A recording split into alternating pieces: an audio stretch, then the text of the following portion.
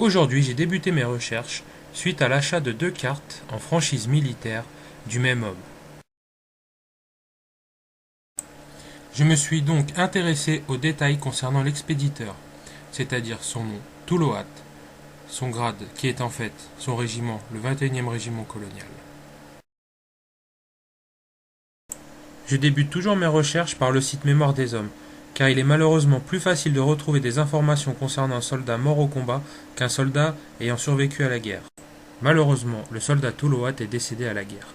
Nous avons donc accès à une fiche reprenant des renseignements le concernant, comme son nom, son prénom, son grade, son régiment, son matricule, son lieu de recrutement, ou encore les circonstances de sa mort.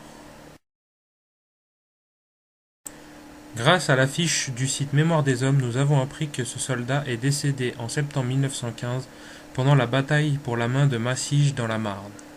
Je me suis donc tourné vers un deuxième site du ministère de la Défense, le site Sépulture de guerre. Celui-ci regroupe les lieux d'inhumation de millions de soldats décédés au cours des guerres de 14-18, 39-45 ou encore d'Indochine. Nous avons donc accès à une fiche indiquant le lieu de sépulture du soldat Touloat. Il s'agit de la nécropole nationale Pont-de-Marson, à Minocourt, Ménil-les-Hurlus. Au bas de la fiche figurent les coordonnées de l'organisme gérant cette nécropole nationale.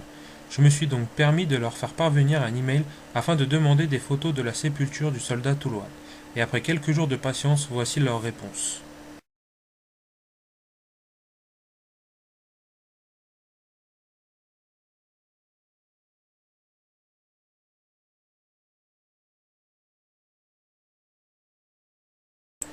Voici donc l'itinéraire du soldat Touloat. Il naît en 1882 à Plébène, dans le Finistère. Il rejoint par la suite Paris, où il travaille chez un négociant en vin, au vu du contenu des franchises militaires. Il rejoint l'armée en 1914 et est incorporé par la suite au 21e régiment colonial.